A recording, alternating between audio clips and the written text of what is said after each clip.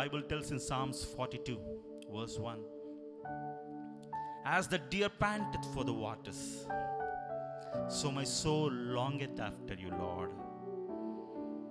Oh, this morning, Father, I am thirst for you, Lord. My friends, today or tomorrow, we have to face the Almighty God. But this morning, if we have that zeal and passion to worship Him, I believe the power of God will do mighty things in us. Oh, hallelujah. As the deer panteth for the water, so my soul longeth after you. You alone are my heart's desire, and I long to worship you. You alone are my strength, my shield. To you alone may my spirit yield. You alone are my heart's desire, and I long to worship you.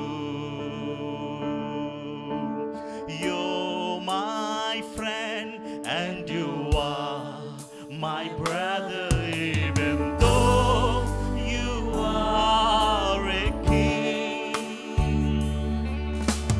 I love you more than any other, so much more than anything. You alone, everybody sing it out. You alone are my strength, my shield. To you alone may my spirit yield. You alone are my heart's desire, and I long to worship you. You alone are my heart's desire, and I long to worship you. You alone are my heart's desire, and I long to worship you. Our loving Heavenly Father, we come to your magnificent presence this morning, Jesus. Lord, to you alone our hearts desire, God. Oh, help us to honor you with all our heart. Oh, the people who are watching, oh, right now, let them also be filled with the presence of the Almighty God. Oh, the people who are in your presence this morning, God, let them see the good hand of the Almighty God. Oh, this morning you speak unto us, you lead us, you guide us, and you fill us with your Holy Spirit. God, let your powerful presence be known with each one of us, Father. Thank you, God, for doing miracles. Thank you, God, for you are going to do mighty things, Jesus. We give you glory, Lord. Lord, we submit the entire service into your mighty hands. From the beginning till the end, Lord, let your presence be known with each one of us, Lord. We give you glory and honor to your name. In Jesus' name we pray this small prayer. And everybody said, amen, amen, amen, amen. Hallelujah.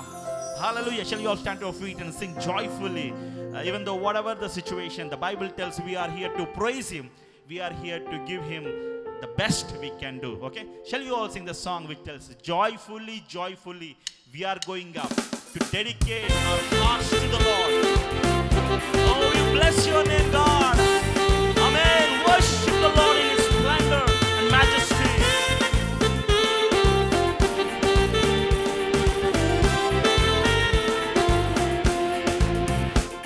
Oh, joyfully, joyfully, we are going up. Dedicate our hearts to the Lord. Oh, joyfully, joyfully, we are going up. We come into His presence with joy. Once again. Oh, joyfully, joyfully, we are going up to dedicate our hearts to the Lord. Joyfully, joyfully, we are going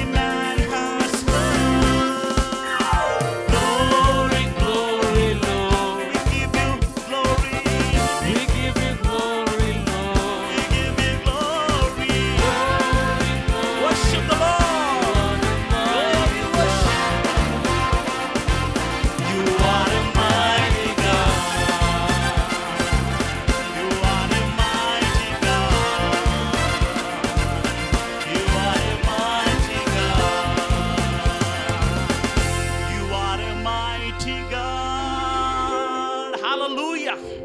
He is a mighty God. He is a powerful God. He is an awesome God. Nothing is too difficult for him. So that's why we are in his presence this morning, to glorify his name and to magnify his name. Every praise to our God. Every word of worship this morning is due unto God. So shall we all sing the song for the glory of God, telling God, every praise, everything I do is for your glory, God. Thank you, Jesus. Thank you, Father. As we sing the song, oh, let the name of the Lord be glorified. Shall we all put our hands and sing joyfully for the glory of God?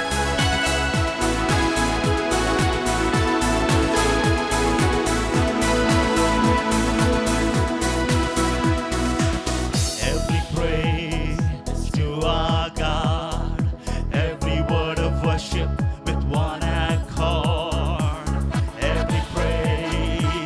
Every praise to our God. Sing hallelujah,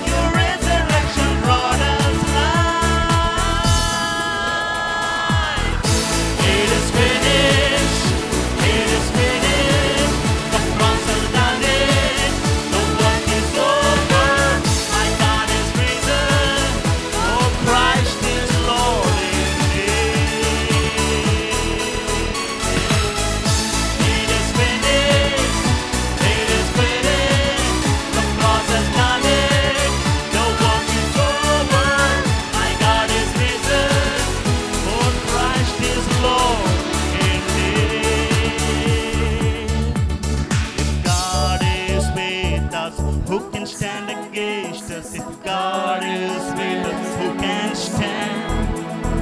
God is with us, who can rise against us? Our God is faithful to the end. Once again, God is with us, who can stand against us? If God is with us, who can stand?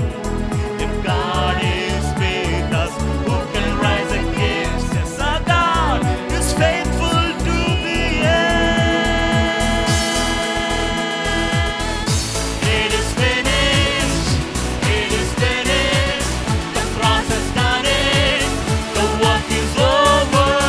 My God is risen. Oh, Christ, He lives in me. Come on, sing it out. It is finished. It is finished. The cross has done it. The work is over. My God is risen. Oh, Christ is Lord indeed. Oh, Christ is Lord indeed. It is finished. It is finished. When Jesus says it is finished, it is finished. Such a mighty God we serve. Oh, the death, the curses of sin are broken. Oh, the devil has no control on us. He is finished. Oh, we bless your name, Lord. Oh, this morning we are so privileged to be in the house of the God. Oh, we are serving the King of Kings and the Lord of Lords, who did everything for us. Oh, we bless your name, Lord. My friend, this morning let us give the best to God, worshiping Him. Oh, let's all lift up our holy hands in His presence and tell God, you are perfect. There is no one like you, Jesus. Ascribe the greatness. Oh, we bless you. Ascribe greatness to our God the rock. His work is perfect and all His ways are just. Ascribe greatness to our God the rock. His work is perfect and all His ways are just. A God of faithfulness and without injustice, good and upright is He. A God of faithfulness and without injustice, good and upright is He.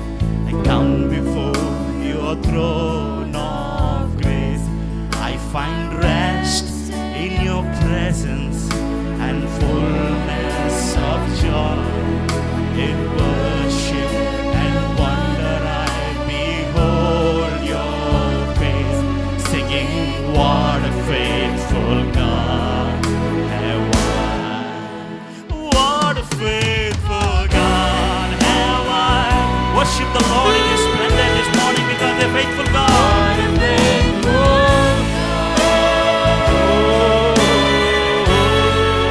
Oh, what a faithful God have I. He's faithful in everything.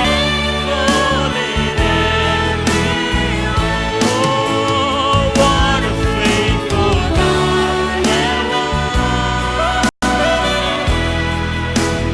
What a faithful God. Oh, what a faithful God have I. He's faithful in everything. He's faithful in every way. Oh, worship you, Lord, this morning. Lord, you are a faithful God, Lord. You are an awesome God. You are a king. You are the King of kings. You are the Lord of lords. There is nothing impossible to you, Father. You are the Alpha and Omega, Jesus. This morning we declare, we pray that, Lord, your presence be known to the people who are worshiping you, Father. Oh, Lord, as we cry unto you, Jesus, hearken, hear unto us. Lord, let your power, let your mercy, let your grace be known unto us, God. What a faithful God you are. What a faithful God we serve. Oh Lord, you are faithful. Help us to be faithful towards you, Lord. Let your powerful presence be known to us, God, this morning. Lord, the people who are watching, oh, the people who are present here, God, let them see you, God, this morning. Speak unto us, God, this morning. Oh, thank you for, last 8 months, Jesus. Oh, thank you for this month of September. Lord, it is all by your grace and compassion in our families and in our individual lives. Thank you for bringing us, Father. Lord, we submit entire situation into your mighty hands this morning. As the church, we cry unto you, God. Lord, help us, protect us from this pandemic. Oh God, people who are suffering, God, have mercy on us, Father. Let your presence, let your power be felt with each one of us, God. Oh, what a faithful God have I. What a faithful God. Oh, what a faithful God have I.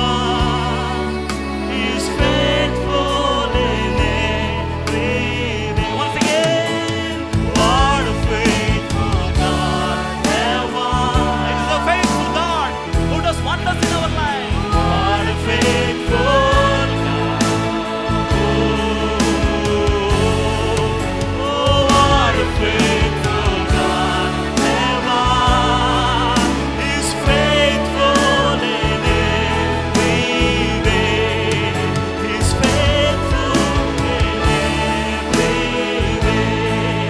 He's faithful in every way.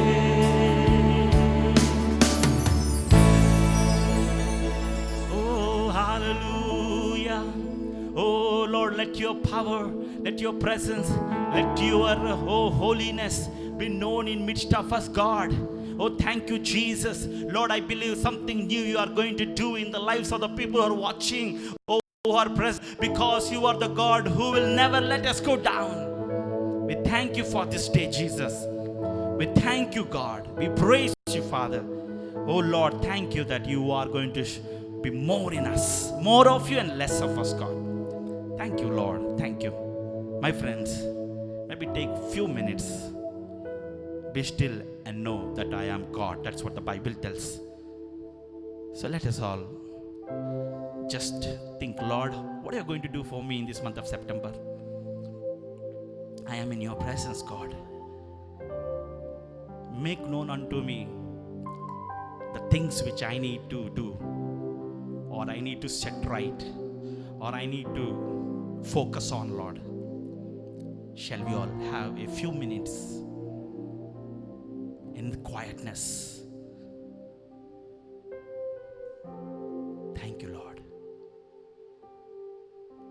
Thank you, Jesus. Thank you, God.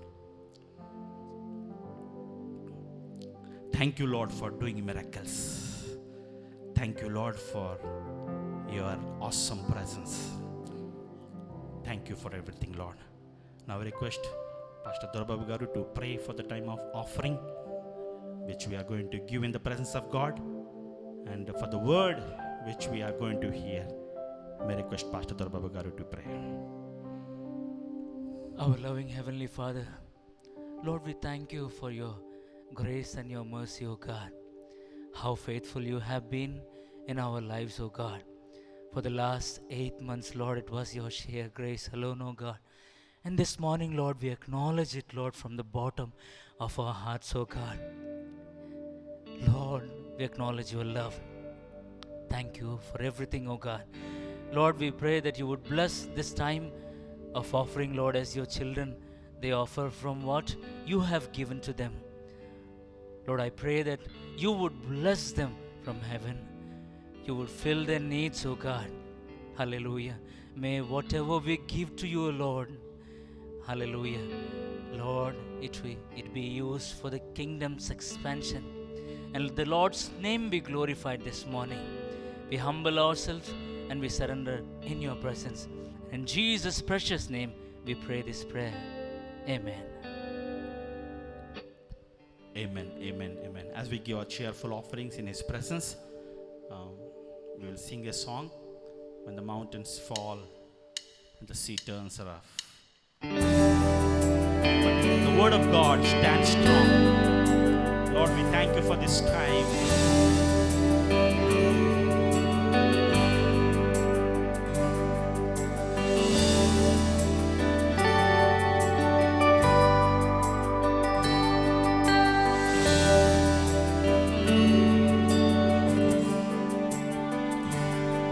When the mountains fall and the sea turns rough, but my word stands strong, says the Lord.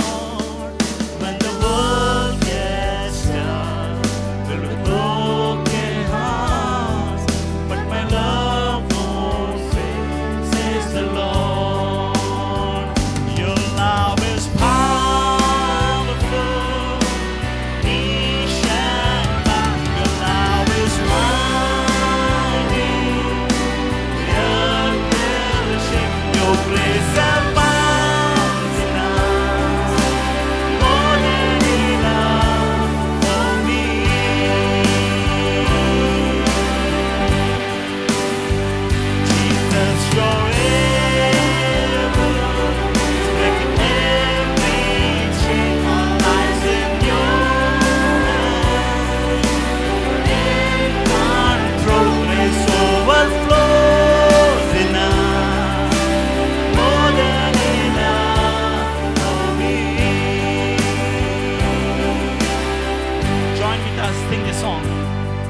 When the mountains fall and the sea turns rough, but my word stands strong, says the Lord.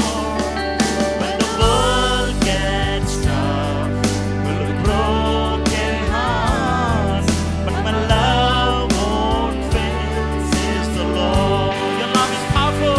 Your love is powerful.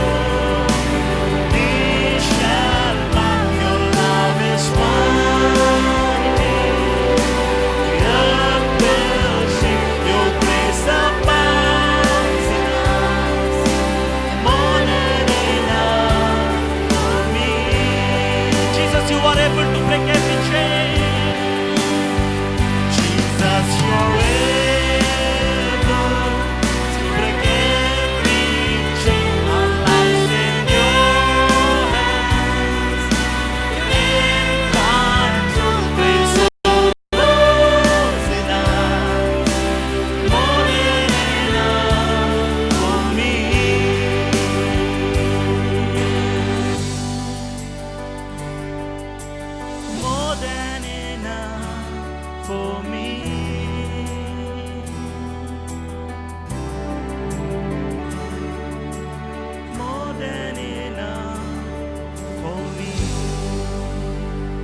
Yes, Lord, your love is powerful. You are more than enough for us, Lord. Take us into your control. Give you glory. In Jesus' name, amen, amen, amen. Hallelujah. Hallelujah. It's been a long time. God is good all the time, and all the time He is good, and God is going to take control of every situation. I hope we all are in the proper position. Thank you very much, and may I request, shall we all welcome our dear pastor as he gives us the word. Thank you, Sudhakar, for the time of worship. Greetings to you one and all, those who are here physically present and those who are watching us online. Thank God for God has given us one more month, one more day, one more week. We praise God for His goodness as we have been meditating in the last month about God's grace and wonderful goodness of God in the book of Ecclesiastes. We are sustained by His grace, and our life for ample testimony that even as we come here physically itself says how good our God is unto us. Let's take time to pray for the teachers. Usually we don't do it like Teachers' Day and all, but I felt this year like the health department people are doing a wonderful work in saving the people around them. And this is a very challenging year for all the teachers. New way of education, and we know like they'll be online. The brain will not be online. Physically, they will not know where they are. And classes will be going on, they'll be teaching. It's very hard even to have a rapport with people when they are physically present. But now everything has gone online. So the teaching, it has become a big challenge nowadays. And interestingly, that our church are blessed with more teachers. From LKG to college level, we got lecturers and professors, and we got many teachers. So let's take time to appreciate them and pray for them. So any teachers present here, even from level of LKG till college level, please do stand up. We want to acknowledge you. Please stand to your feet. And those who are at your home, we are appreciating you. We are remembering you in the service. Those who are in the teaching profession, in your schools and in the colleges, we want to bless you. We want to say it's a very challenging time that you are going through, but God is with you. In every challenging moment in our life, you have seen the hand of God. And I pray in this coming year as well, at this time juncture, everything is unknown. We don't know what is going to happen next. New stipulations, new rules and new regulations, new kind of things. But let's take time to bless our teachers. Father, we thank you, Lord, for the teachers that you have blessed in our church. Thank you, Lord, for the wisdom and knowledge that they have gained. Not only that they are just teaching them with the worldly knowledge, but I pray that they'll be able to mentor the students. They'll be able to be a model unto others, O Lord, exemplify through their lives, O Lord. Lord, I bring unto the throne of grace for all the challenges that they go through in this year, especially in this new pattern of education. On one side, children are getting used to it. On the other side, they have a much load of work to be taken on every day in the morning till evening, sitting before the computer or the mobile and teaching online. Father, we pray for the hand of grace. We pray for the sustaining wisdom of God. I pray for the hand of God to be upon every of our teacher in our church, O Lord. May they not fall sick in any way because they're sitting for a long time. Lord, I pray that God will give them the sustenance of Father. Give them the wisdom and knowledge to impart the knowledge into students in a short period of time. We commit them into your hand. We pray for God's blessing upon their life as well. In Jesus' precious name we pray. Everyone said amen. Shall we all put our hands together and appreciate the teachers? Amen. We appreciate you. God bless you. And we also appreciate those who are watching us, teachers, those who are working in the schools and colleges. Do not be worried, challenged. God is with you. You got a lot of things ahead of you, and God will sustain you. This month's birthday and wedding anniversaries, we'll keep it for the third week. We know third week for the communion, more people will be coming. So that time we'll be able to bless our church, those who are celebrating their birthdays and wedding anniversaries. Those who are at home, please make it for the third week for the communion, and we'll have the gifts and prayer for the birthdays and the wedding anniversaries. Let's turn the Bible to the Lord's Word this morning. To the Gospel of Mark, chapter 10. Gospel of Mark, chapter 10. I'm going to read one verse, especially three words in that verse, but I'll be trying to expose the event in that chapter between 46 and 52 about a blind man getting healed. Many times you would have read this chapter, and I also have read, but may the Lord help us to understand what we are supposed to glean for this day and for this month. Mark chapter 10 and verse number 49, the later part of the verse. If you have taken that portion, can I get an amen? Thank you. Shall we read together? Verse number 49, shall we? And Jesus stopped and said, call him here. So they called the blind man, saying to him, take courage, stand up, he is calling for you. The three words, let's say it again, read it again. Take courage, stand up, he is calling for you. This is the words that are spoken by the people after Jesus sent a message unto the blind man called Bartimaeus. Like a lot of people in the lifetime of Jesus, many have been healed. And not all of their names are mentioned in the Gospels. If you read the 4 Gospels, you come across some of the amazing miracles Jesus have done. Especially Mark chapter 1, it starts with a miracle. I always call the Gospel of Mark as a book of action, because it doesn't linger around. It always is action-packed book. From chapter 1 till the 16th chapter, you don't need to keep it around. You don't try to close the chapter, because it is embedded with so much of action. It is like a thrilling novel that you read. It keeps on the edge of your seat. It starts with a miracle when the leprosy people came to him and he said, it is my will that you shall be clean. And God, when he miraculously healed the leprosy people, very interestingly, the names are not noted there. Remember in the book of Luke, we remember about a lady who had an issue of blood for 12 long years. And that's one different miracle that you see. Jesus did not touch her, but she touched Jesus. It's a very miraculous event that we read. And when she touched Jesus, she received the power of God in her body and she was instantaneously healed. Interestingly, her name is not mentioned there. Not many people's name are mentioned. Lazarus' name is mentioned, but again, Lazarus is a very close friend of Jesus Christ. And so many blind were healed, deaf were healed, lame walked. Not all of their names are mentioned.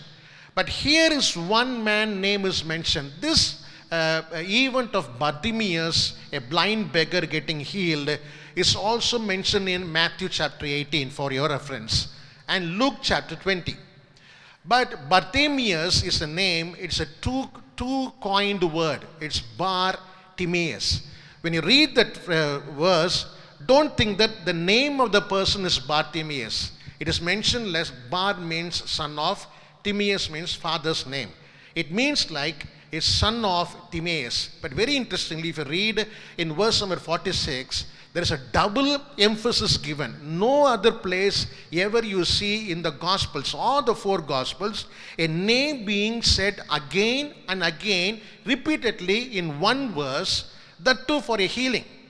You can see there, and they came to Jericho, and as he was leaving Jericho with his disciples, a large crowd, a blind beggar named Bartimaeus. When you read Bartimaeus, which means Bar means son of, it's Aramaic word.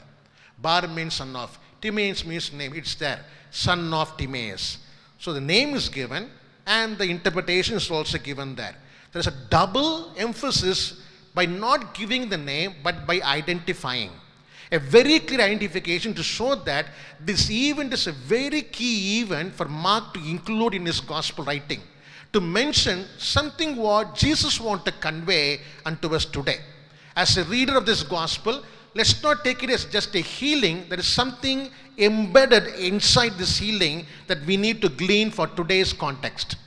As we read this, we read that it is written in a context where the disciples were questioning Jesus. When you come to the previous verses, see your Bible in Mark chapter 10, verse number 28, there was a question from the disciples asking Jesus, Lord, we are following you at a cost.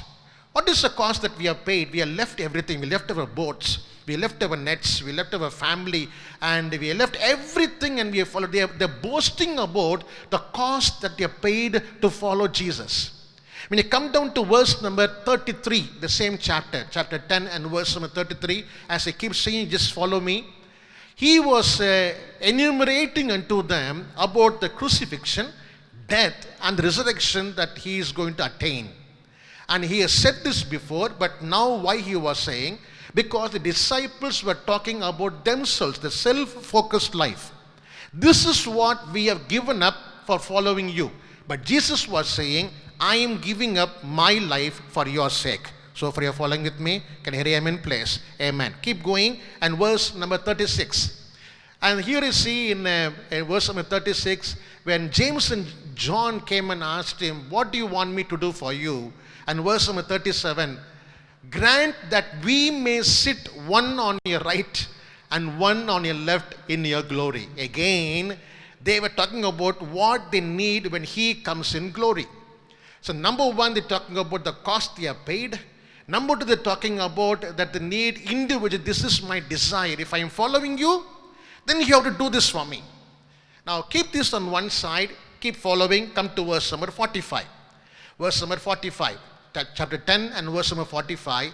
Jesus was saying this. You are trying to say that you have sacrificed so much to follow me.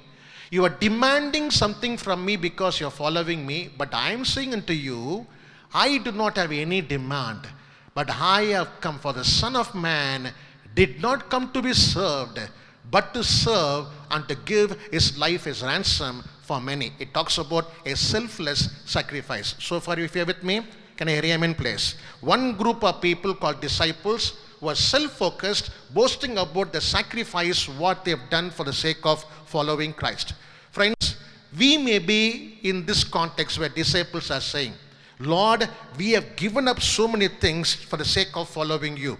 What will you give unto us? In this month of September, we have so many expectations. We have given up so many things for the sake of following you, as because you are our Savior. What best that you can give unto us? Or sometimes individually, we may have some apprehensions. We may have an high expectations that what man cannot give, but only God can give. But beyond what is human life, what we are trying to live unto Jesus Christ, possibly we haven't lived a life worthy for him. Because Jesus said, if at all you want the right and the left side of my throne, then probably you have to drink in the cup which I am going to drink. He was talking about the suffering, what he is going to go through. Somebody with me so far? Amen. But James and John, they haven't gone through the suffering of Jesus. But they're expecting the right and the left hand side of Jesus Christ. So on one side, disciples seem to be very self-focused. And Jesus seemed to be well-focused. One is self-focused. Other one is well-focused towards why he has come to the world. We come to chapter number 11. Okay, chapter number 11. That is the beginning of the Passion Week. What is a Passion Week? It tells a disciple, go to the village in front of you. You will find a colt. You will find a donkey there. And go untie the donkey and bring it to me. If the owner asks you why you are untying the donkey, tell him that the owner needs the donkey. Now, you know that very well. That is the beginning of the Passion Week. He is going to fulfill the purpose of God. Now, listen to me, friends, very carefully. The healing of Bartimaeus is sandwiched between the self-focused disciple and well-focused Jesus Christ.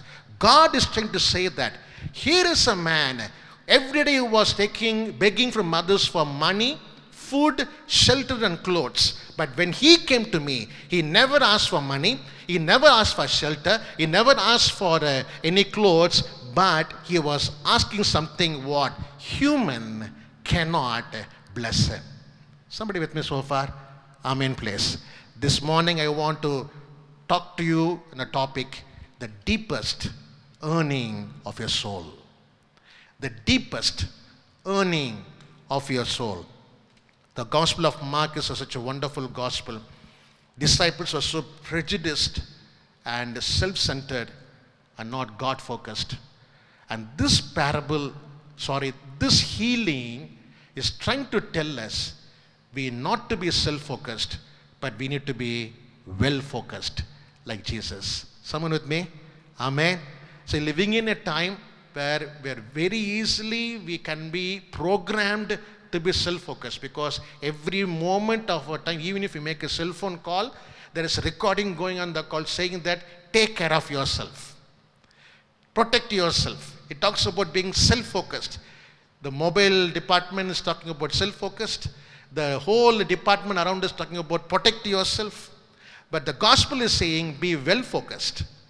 And this is very important. I'm trying to read you from writing of C.S. Lewis, one of the famous writer we often used in theological circle. Listen to this.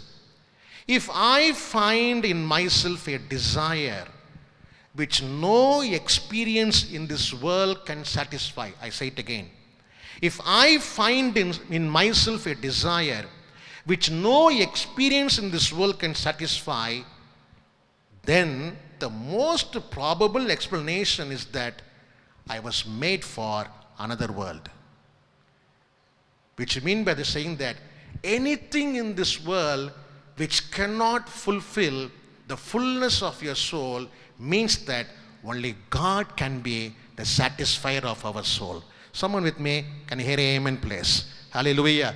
And this healing of Bartimaeus is trying to show us man does not live for only his physical need, but man lives to fulfill that emptiness of the soul.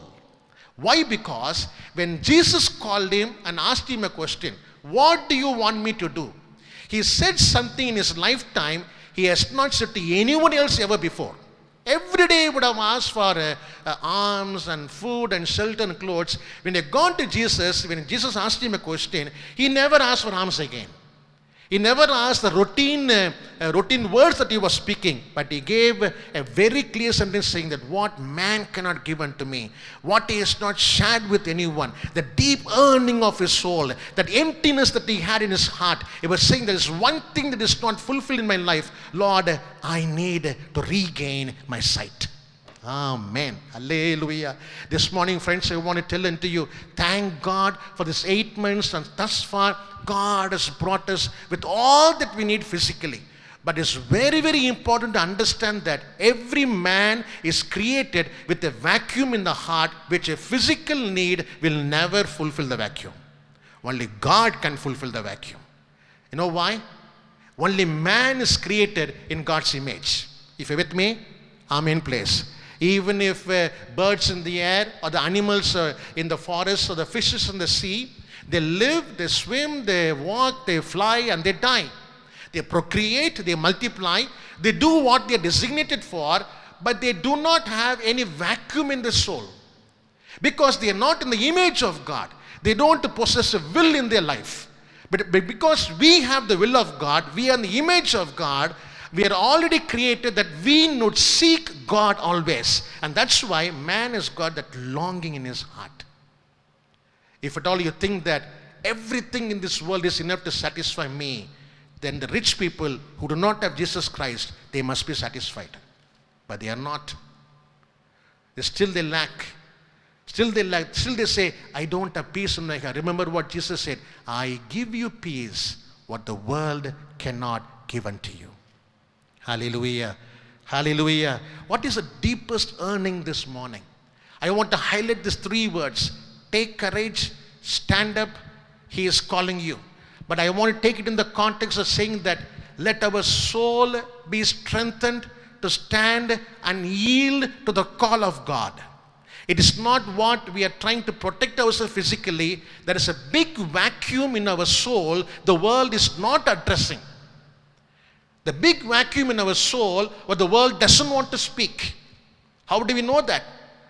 When the lockdown has been released, first phase, when the wine shops are open, and immediately we saw in Pondicherry a lot of murders. You wouldn't have heard about murders in Pondicherry just like you heard in 2020. What is the reason behind it? It's not that people want to commit murder. The lockdown has pressurized so much that it could not satisfy. Food couldn't satisfy. Shelter couldn't satisfy. What they need have been supplemented, couldn't satisfy. Something nudging them couldn't fill the vacuum in their heart that pushed them towards what they're supposed not to do. Enmity, jealousy, And all this jeopardized the peace of humanity, and one happened to kill the other, and that's how we lose the peace in oneself and peace in the town also. Hope you are following me, friends. Hallelujah. There is a deepest yearning that God wants to address unto you this morning. Let us recognize this. And this morning I want to take you through this whole process of healing from verse 46 to verse number 52. The 5 phases. The 5 phases, for your easy remembering, I will give you 5R. The 5 phases, how to receive my deepest spiritual yearning.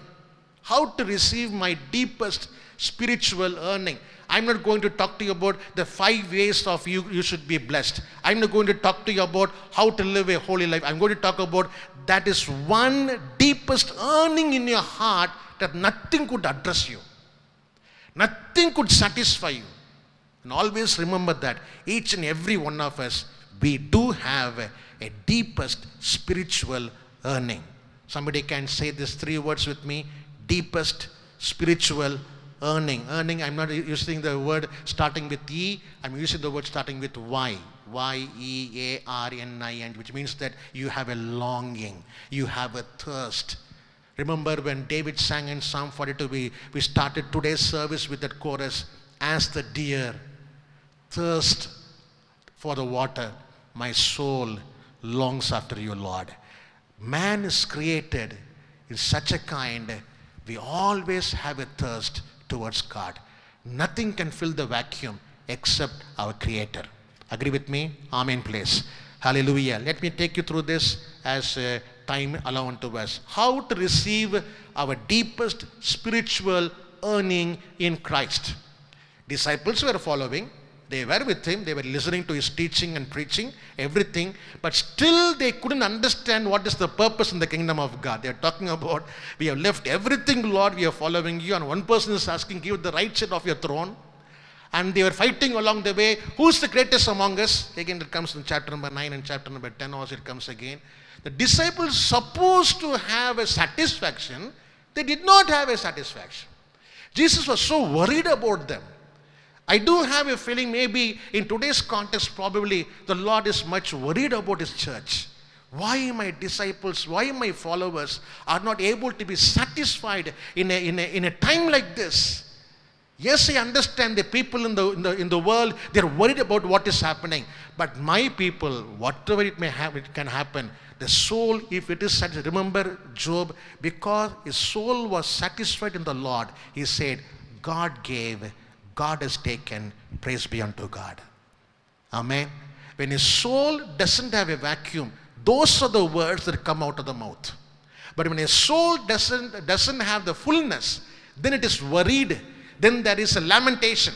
Then there is a gossiping. Then there is a murmuring. Remember the Israel people in the wilderness journey. Though the Lord was guiding them in the presence, still they couldn't attain the goal what they're supposed to. There is something vacuum inside. When we don't address it, that becomes a perilous trap our spiritual life. The vacuum becomes a trap. And we need to understand how to fulfill the deepest yearning of my spirituality. Hallelujah. Are you ready? Shall we go to home? No. Point number 1. The first R. Realize the emptiness of physical life. Number 1. Realize the emptiness of physical life. Praise God. Which means that recognize who you are. Thank God that we are born in a community where people around us are seeing us, they talk to us, we relate with them. There is something different from them. What is that? We are not recognized for what we possess. We are recognized for what we have purchased. I say it again. We are not recognized for what we possess. We are recognized for of what we are purchased. We are purchased not by gold or silver. We are purchased by the blood of Jesus Christ. Now that is the difference when you walk into your office, when you walk in your community. That is the drastic difference that you make. When they see into you and you see into them, when people around you, when they see into you, that is one marked out well difference. Realize the emptiness of physical life. This man, he had a longing in his life. Every day in the morning till evening, he is a dependent person. Physically he is weak, he is challenged. He has to depend on somebody by giving alms unto him. But still, he did not hold on to his physical reality. When he went to Jesus Christ, he never mentioned about what he's trying to live every day, but he talked something about impossibility. Hallelujah. Spiritual vacuum is about reaching the impossible, what man cannot give unto us. Praise be unto God. Saint Augustine, he wrote a sentence like this. Listen to this. You have made, he says unto God, he says a prayer. Saint Augustine prayers are very famous. Lord, you have made us for yourself, O God, and our hearts are restless until they find their rest in you. You would have listened to this many times. It's a hymn also. It says, our hearts are restless until they find the rest in you. Our soul can never be satisfied with what physically we can earn in this world. Let me give you an example. 1 Kings chapter number 10 talks about King Solomon and about earning every year. If you can see that verse in your Bible, 1 Kings chapter 10 and verse number 14. And if you are missing this, I'm giving you a comment there. There's a word 666 in Old Testament. Not only in the book of Revelation, the word 666 comes in 1 Kings chapter 10 verse number 14. Nothing to do with the Antichrist here, just a measurement given there. The weight of gold which came to Solomon in 1 year was 666 talents of gold. That is tens and thousands of kilograms of gold every year. Are you hearing me? He received a tribute. He received an earning of tens and thousands of kilograms of gold every year. Verse number 15. Besides that, from the traders and the wares of the merchants and all the kings of the Arab and the governors of the country, he received a lot of gifts. Having read this, if he has received all these things, he should have been happy. Come to book of Ecclesiastes, chapter number 2. He was the author of this writing, Ecclesiastes chapter number 2. And verse number 11. Ecclesiastes chapter 2 verse number 11. He says, I considered all my activities which my hands had done and the labor which I had exerted, and behold, all was vanity and striving after wind, and there was no profit.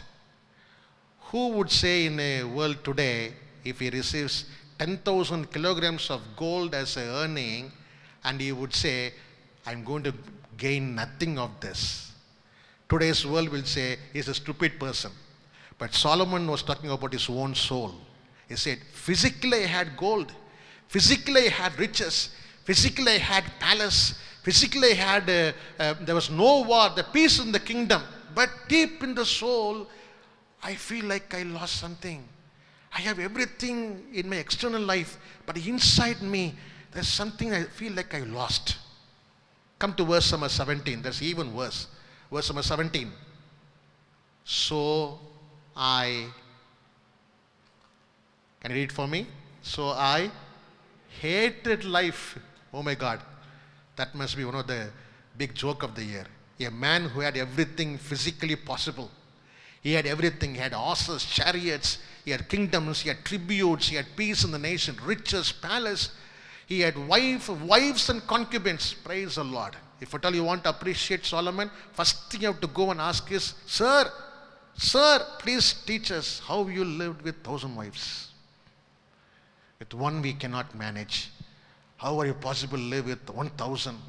That's the only good thing you can ask to Solomon. But here is a man who said, I hated life. Come along with me, friends. Unless you find out what is the spiritual vacuum of your life, you'll be a walking corpse in the world. Let me say the statement again. Unless you find out what is the spiritual vacuum of your life, you will be like a walking corpse in this world. There may be life physically. Your brain is working, your heart is pumping, your legs are walking, your hands are working, but still spiritually you are a walking corpse. Somebody with me? Amen. Unless we realize the emptiness of physical life. He had a everyday earning, alms giving. That couldn't stop him. He realized, this is not enough for me. I need more. Something that couldn't satisfy Bartimaeus, son of Timaeus. He had something earning. Do you know, friends? Only this part of the passage in the whole Gospel of Mark, where a blind man is calling Jesus as Son of David, the Messiah. The only place in the whole book of Gospel of Mark where you see Bartimaeus, the only person declaring, a blind man who never seen the Messiah, blind man who never seen the power of God, but he is the one declaring. So number one is realize the emptiness of physical life, and number two, reassure your faith. Say with me, reassure your faith or reassert your faith. Now, not in any moment of your life you should ever allow your physical weakness to challenge your belief in God. I say it again. Your physical weakness should never challenge the faith in God. Follow me very carefully. You may be physically weak, and we are prone to be weak physically. Don't expect as we get aged, we become younger and younger. Often I preach that. I'm saying younger in heart, not physically.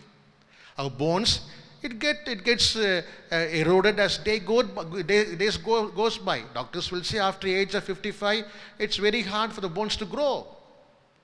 It's time. The body is telling you a message saying that it's time that you think of your life. The organs try to retire. The organs get weakened as day goes by. That's why when people get older, the organs get weaker. But one thing, the weakness of a physical life should never challenge our faith in God. Here is a blind man, but that couldn't stop his faith on God. Somebody with me? Amen. You may be weak physically, but why should that shake your faith in God? I tell you, friends, some beauty in this man's declaration. He is the only person in the whole Gospel of Mark who proclaimed Jesus, Son of David, the Messiah. Of course, in Matthew you have, because Matthew's purpose of writing is for the Jews. But Mark is writing about this man. He was a Gentile. Bartimaeus, the name itself says, is not a Jew. He is a Gentile person saying Son of David. Now, disciples themselves haven't even proclaimed Jesus is Son of David in public before. Are you following me? Amen. The disciples haven't publicly pronounced, we are following the Messiah. They haven't said that before. They haven't even acknowledged that before. But here is a man who said, Jesus, the Son of David. That's number one. And number two, about the faith. Remember, he did not believe the power of Jesus Christ, but he believed in the personhood of Jesus Christ. Are you with me? Are you with me? I cannot ask the people, those who are in the camera. I don't see them. But I can ask you, those who are here. It's very easy to believe what you see. If he had seen somebody walking, somebody's ears opened, eyes opened, dead man coming back to life, then you could say he believed in Jesus. But he's a blind man. He haven't seen the power of God. He did not believe in the power of God, but he believed in the personhood of Jesus. Amen. In a time like this, don't believe in just the power of God. We become manipulators by believing in the power of God, but believe in the source of the power of God. That is what I call as reasserting our faith. I believe in someone, even though I walk through dead shadowed valley, he will never forsake me. Amen. Hallelujah. Even though I am in the burning fire, praise God, he will walk not only among me, but he will also deliver me from all bondages. Now, we are not trying to believe in what he can do. We know already God can do anything. God is able to do everything in our life. Well, is it possible to believe blindly about who he is? Friends, to find your spiritual vacuum, you have to have a blind faith on God. Yes, the disciples, they said, we have left everything and we are following Jesus. But they are seeing miracles day in, day out. 5 loaves of bread and 2 fishes. They are able to feed 5,000. But still, they did not have a faith like this man had. Can you agree with me? Amen. He never saw even one miracle in his life, but he believed in the personhood of Jesus Christ. Reassure your faith. Let me give you a few examples. When you read that word, take courage, in verse number 49, the last word you heard, take courage. Wherever you see the word take courage, it was always supplemented by the word faith in the Gospels. For example, note it down, Matthew chapter 9 and verse number 2. They brought him a paralytic man. They opened the roof of the house. They brought a paralytic man. And Jesus saw their faith and he said, take courage. Amen. That's Matthew chapter 9 and verse number 2. Again, Matthew chapter 9 and verse number 22. A lady was healed. And he said, your faith has healed you. Take courage. Wherever you see the word take courage, it is supplemented with the word faith. Now, we are talking about Matthew chapter 9, about people who are called outsiders. They are not disciples. They are not followers. They heard about Jesus. They waylaid him and they asked him for miracles to be done. And Jesus did wonderful things in their life. Let's come to disciples' life, okay? Matthew chapter 14. This is a challenge for you. I want to give a comparison. Who is believing most Jesus Christ? Whether it is the people who are in the church or people who are outside the church. Matthew chapter 14 and verse number 27. Remember this passage about Jesus walking on the water? And verse number 26 says, as Jesus walked towards the boat, disciples saw him and they screamed, it is a ghost. Just imagine about the faith of the paralytic man and the woman who had the disease and the faith of the disciples. People who were so used to him calling him a ghost. And Jesus had to say, take courage. Verse 27 says, take courage. Tharios, the Greek word. And all this 9:2, 9:22 and Matthew 14:27, wherever this word tharios has come, it's very, very hard to realize that disciples could not realize that they had a spiritual vacuum. They said they had the faith. They said they are the believers. But deep inside, that is a spiritual vacuum. May the Lord speak unto us this morning. Amen. Thank God for all that people see us and appreciate us. But if only God can seize our heart, sees our soul and says, praise God, your soul is fleshy. Your soul is filled with my presence. Number 1, realize the emptiness of the physical life. Number 2, reassert your faith. Number 3, reach out at all cost. Reach out at all cost. And verse number 48, it says, the people tried to stop him. Whenever you try to proclaim your faith, you want to show your faith, you want to exercise your faith, that is where your surrounding will try to press you. Am I preaching this morning? Allow me to preach. Are you with me? This is our church. I love to preach in this place. Whenever you try to exercise your faith, try this. You try to exercise your faith, that's where your surrounding will not approve you. And the people said, shut your mouth. Don't cry aloud. Don't disturb him. It may be people, it may be a surrounding, it may be a situation, it may be the symptoms. Hallelujah. So many times you hear this word, symptoms and asymptomatic things. All this try to stop exercising our faith. But this man was not to be stopped. I want to say this morning, if at all you want to quench your spiritual vacuum, make sure that you reach out to the call. At all cost. At all cost. Whether people are trying to stop you, surroundings trying to stop you, or the materials are going to stop you, you don't hide yourself. You are called to exercise your faith. Amen. Hallelujah. Praise God. And the word that is used there, I would say in verse number 50, it says, once he heard that Jesus is calling him, what did he do? Mark chapter 10 and verse number 50, he threw aside his cloak. A very symbolic meaning. I'm not trying to read inside, but I'm trying to say that that's all that he had. He is a beggar. He can't afford to throw away what he has. Once he knew Jesus is calling, he knew that no more his vacuum is going to be vacuum. God is going to fill his vacuum. Amen. So he threw what was that is covering up.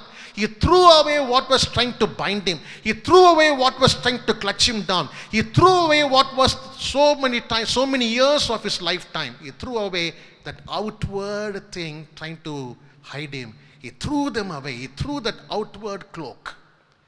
Friends, this morning let us realize that our wisdom, our knowledge, all that we have possessed, God is always seeking that we'll bring it to the altar of God and surrender unto him so that he can fill our spiritual vacuum. Someone with me? Hallelujah.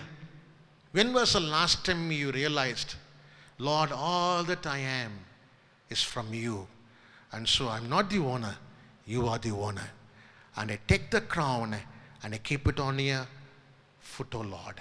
Remember Revelation chapter 5, the 24 elders, they took their throne and kept it at Lord's feet and said, all glory, honor, power and praise be unto you alone.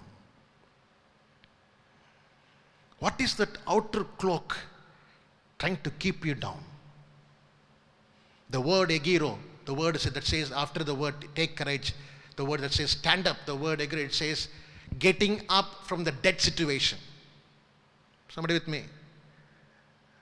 Not only take courage, not only supplemented with faith. When it says stand up, it means that do not be in a dead state. Do not be lingering in that position. Arise. This is the same word that is used. Jesus rose again on the third day. Hallelujah. Which means that when you are born again Christians, we can't afford to live a dead spiritual life. That's where the spiritual vacuum comes in. That's why when we sing songs, we sing with gladness, we sing with joy. We show that gladness by clapping our hands. We do not to be, of course, that is a modesty that we are following, that is a decorum that we have. But still, we are called to exercise, to reach out the maximum so that our soul is quenched by the Lord's mighty hand. Hallelujah. There is a call in the church this morning. Arise, church. Arise. Unless you arise, you cannot reach out your best. You cannot stay in your position and then say, I'm doing my best. If you want to do your best, you want to show what you're doing best unto God, you have to stand up from your position. You have to arise from your dead situation. You have to get up from your position and say, Lord, here I am waking up. Remember, when the prophet walked in the dead shadowed valley, no longer they are dead bones. They become an army of God.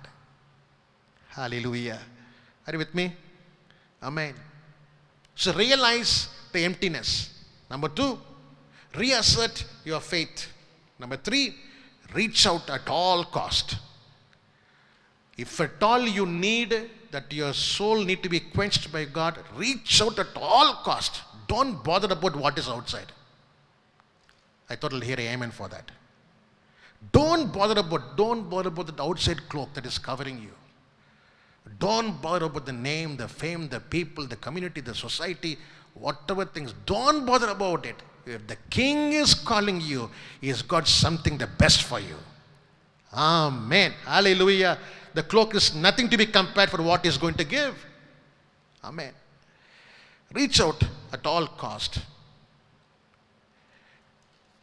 Number 4, run for your call. Run for your call. It is very ironic that Jesus called a blind man rather than he going to a blind man. Usually, when you want to help a blind man, you go and help him rather than calling him and helping him. But Jesus said, he stood in his place, he said, call him. That is very contrasting nature of humanity. That shows the person is not compassionate. But when you read Jesus trying to know about the determination of the person, sometimes you Lord, I'm so weak, I'm so broken. Lord will say, come unto me, child. And he will say, Lord, I'm broken, Lord. I'm totally worn out. I can't do anything now. And he will say, come unto me. Remember, come unto me those who are weak and heavy laden. He said that verse, those who are weak and heavy laden. He did not say, I will come unto those who are weak and heavy laden. He said, you come. It's not that saying that when the attendance roster is taken, Alan, yes sir. Sometimes the church is able to give a response saying that, are you there? Yes, Lord. Just like you were in a court. Yes, Lord. But God doesn't want a response. God says, I want to see you in front of me. Just see the two verses 49 and 50. Keep your Bibles open. And those who are watching in the TV, keep the two verses 49 and 50. The three words in verse number 49 and the three words in verse number 50 is called as parallelism. In Bible, so many writings we have parallel writing. The first letter and the first word and the first word of next word will go together. Verse number 49, the word take courage, and verse number 50, the first part. Because he had faith and he had courage, what he did, he threw his cloak away. Verse number 50, the first part. Second thing, they came and told him, stand up. What was the response? Verse number 50, second part, he jumped up. Are your eyes able to see what I'm saying now? If you're with me, can I amen, please? You can see a response there. He was running for the call. The third one, he is calling you. And Bible says, the third part, he came to Jesus. He never said in his sitting position, yes, Lord, I am here. He never said that. Bible says, he came to Jesus. Can you hear amen, please? Now, this is what you call run for your call. Run for your call. Suppose if you're in a pit, fallen, you need a help. How would you call someone? Suppose you are getting sunk in water, you need help. How would you call someone? You would wrestle for the fullness of your life. That is how he did. He didn't bother about who are around. He didn't bother about the cloak that he was wearing. He jumped up. He ran towards Jesus. That's it. Praise God. Run for a call. Each and every one of us, we have to run our race. No one else can substitute our race. Thank God for our parents. They gave the best unto us. But they cannot run our race. Each and every one of us, we have to run the race God has destined for us. Agree with me? Amen. Amen. What is the response that we give? Are we saying yes, Lord, and keeping quiet? Or we stand up and run towards him? When was the last time you heard the prompting of God in a midnight time, God saying, my son, my daughter, get up and pray, that you prayed? When was the last time when God said, you need to spend time in my presence, and you did that? An act of obedience is always a foreseen of the fullness of vacuum of spirituality. Let me finish with the fifth one. Not only that you realize the emptiness of your physical life. Number two, reassert your faith. And number three, reaching out at all cost. Number four, running for your call. Number five, receive that you may react. Receive that you may react. Let me finish with this question, friends. What will you do if you receive what you wanted? Check yourself. What will you do if you receive what you wanted? What you're earning for lifetime and you received it, what will you do with it? Come along with me to verse number 52. What did the blind man do? Jesus said to him, he didn't say come. Jesus told him go. Contrasting word. He never said come and follow me. He said go. Go. Your faith has made you well. Immediately he regained his strength and he went away from Jesus Christ. How is it written? He began following him on the road. Jesus said go, but he chose to follow Christ. Now, just compare with disciples. He told the disciples, come and follow me. But they are asking, what is the gift that you give unto us if we follow you? Here is a man called Bartimaeus who is saying that I don't need any price for following you. Thank God for what you have done unto me. For the rest of my life, I will follow you, Lord. Someone with me, can you lift up your hand and say amen, please? Hallelujah. Now, church, this is the challenge that we face today. God has got something apprehensive for us, really questioning us. I strongly feel these questions. If we are given a satisfaction in our soul, what would be our response? Will we say, thank you, Lord, and keep going our own way? Or will we say, so far my life has been different. From now on, I will be your disciple. Amen. No longer I believe Bartimaeus, what is the entrance of the Jericho city. No longer. He would have gone inside the city, started proclaiming, saying that the Son of David has come. The Messiah has come. The kingdom of God is near. Repent. Somebody with me. Hallelujah. That's why Mark very strongly put his name on the event in this gospel. Here is a man realized the purpose of kingdom of God in his life. The deep earning of the soul. The deep earning. When you try to fulfill the deep earning of your soul to fulfill the kingdom of God, that is the time you feel God is glorified in your life. Amen. You will not be forgotten. Bartimaeus is not forgotten. There were so many people healed in his time. All the names were not written. After 2000 odd years, we read about Bartimaeus today. We talk about him today. Here is a blind man, never seen the power of God, but had such a faith on the personhood of Jesus Christ. Friends, this is a time that we live in. People are earning are self-focused, but the challenge is, are we well-focused? Amen. The focus is not about what I will receive. The focus is about how good I can follow Christ. Amen. At any stage, remember, Jesus said, whoever keeps his life at stake for my sake shall not lose it, but shall gain it. Amen. We are not protecting our life because we want to save it. And remember, we are not protected because we have been so mindful of it. I tell you, it is sheer grace of God. Attending 7 funerals in 15 days, my heart broke out. 25 years of ministry, never been so. My whole concept was changing. I said, everything seemed to be vanity. And all of a sudden, spirituality seemed to be total zero for me.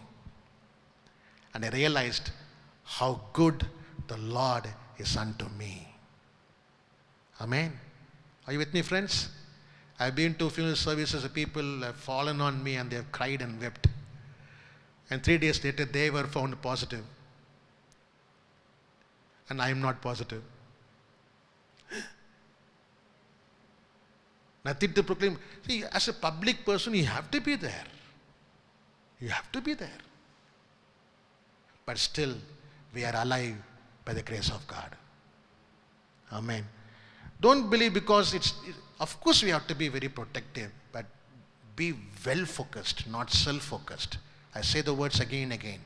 Be well focused. Remember Jesus.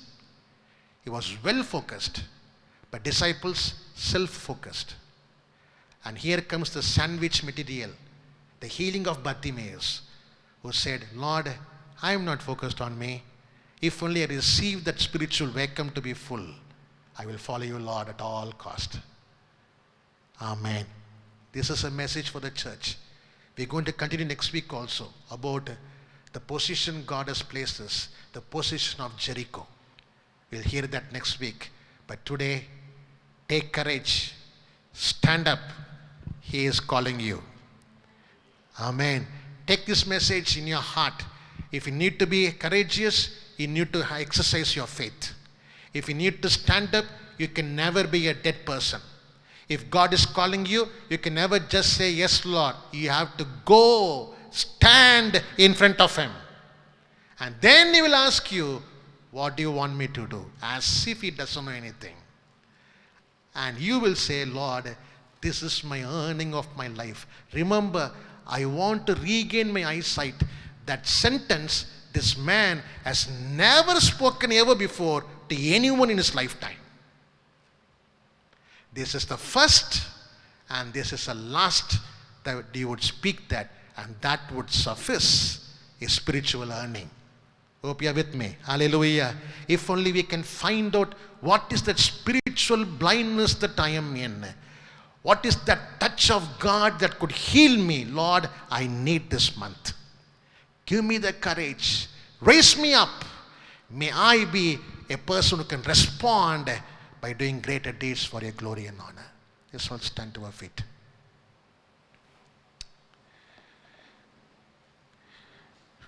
Let me just tell you the 5 things just to keep in your mind. Realize the emptiness of physical life. Praise God for all that we have, our knowledge, all that we have physically, but that is not our spiritual strength. Remember, Solomon said, I hated life. Number 2, reassert your faith. Always remember, your physical weakness can never challenge your faith in God. It shouldn't. Do not allow it. Never allow your physical weakness to challenge your faith in God. And number 2, every time that you try to exercise your faith, there will be always the external factors trying to subdue you. Put you down. But don't be bogged down. Don't be tied down. Be bold. Be strong. He who has called you is faithful. Amen. Number 3, reach out at all cost. Reach out at all cost. The people will try to snub you. They'll say, what you're doing is useless. Your prayer is useless. Your spiritual life is useless. This is not what you are. They may try to judge you. Do not be worried. Reach out at all cost. Do not listen to what the people are saying. Listen to what the Lord is saying. Let God give us sensitive ears in a pandemic time like this, not to hear the noise of the people around us, the nonsense noise, but to hear the wonderful, sweet, and comforting and yielding voice of the Holy Spirit. Can you cast aside your cloak and stand up and run for your call? What is tying you down today? What is not trying to wake you up? If you have lost your spiritual burn, that spiritual fire in your life, this is the time that you rekindle. God is reminding us, reach out at all cost and run for your call. And when you receive what you wanted, make sure that you follow Him. Can I request you to lift up your holy hands if you can? And those who are watching us online, I would request you, close your eyes. Do not get disturbed. Sincerely, seriously ask a question. Lord, what is my spiritual blindness? What is that spiritual blindness that I am not mindful of? I'm trying to cover it. I'm running here and there. Psychologists say the highest rate of divorce in Western countries are because the people do not find satisfaction living with one person. It is parallel the same way when you cannot find the answer for the vacuum of your soul, you'll keep on jumping on things in the physical world. Lord, teach us. Spirit of God, move strongly among us, O Lord. We're living in a world, satisfaction is no more pronounced, no more enjoyed. But Lord, we live in a challenging time that we as disciples of Jesus, we are supposed to show the way. Lord, if at all we haven't been so far, Lord, we regret. And we want to say, sorry, Lord. Forgive us. We learned the lessons, wonderful lessons from this blind man Bartimaeus. We started this sermon saying the blind man Bartimaeus. But we want to finish the sermon saying that, Lord, no longer he is blind, but we seem to be blind. No longer he is blind. The disciples, so-called, they said, we have given up everything to follow you, Lord. They seem to be blind. Someone asking for the position next to Jesus, they seem to be blind. Someone fighting for who is greatest among us, he or she seem to be blind. And all of a sudden a beggar, a blind man, having a spiritual reality in his life, is able to teach us a lesson saying that unless you find the spiritual vacuum, you have not won in your spiritual life. Thank you, Lord, that you are driving us from being self-focused to be well-focused, oh Lord. We want to be your disciple. We want to be your follower. Can we all pray together? We want to be your follower, Lord. We want to be rightly focused. We want to be well focused on the purpose of God. We are alive because of your grace and mercy, O Lord. Amen. It is no longer an accident, O Father, but sheer God's purpose in your kingdom, O Lord. Use us for your glory and honor. In this regard, I commit myself as a preacher.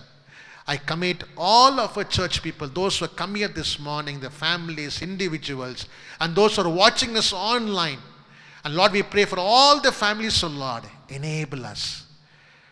We might be mindful of what we want physically, but if we are not mindful of what we want spiritually, we are lost. And Lord, make us overcomers. Make us more than conquerors. Make us to be the followers of Jesus. Make us to be victorious Bartimaeus, O Lord. Hallelujah.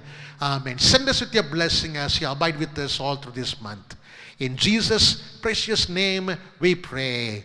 Amen. Amen. And bless the Lord, O my soul. All that is within me, bless his holy name. Bless the Lord, O my soul, and forget not all his benefits. May the grace of the Lord Jesus Christ and the love of the Father and the sweet presence and the fellowship of the Holy Spirit be with us and with all the saints of the world. And everyone said, Amen. Amen. Shall we all joyfully lift up our holy hand and say, Hallelujah, Hallelujah, Hallelujah. God bless you. Thank you for joining us. Please to join us next week also. We will be having physical service. Join us. And all those who are watching us, you are welcome to join us physically. God bless you. Have a wonderful week and wonderful month ahead. God be with you.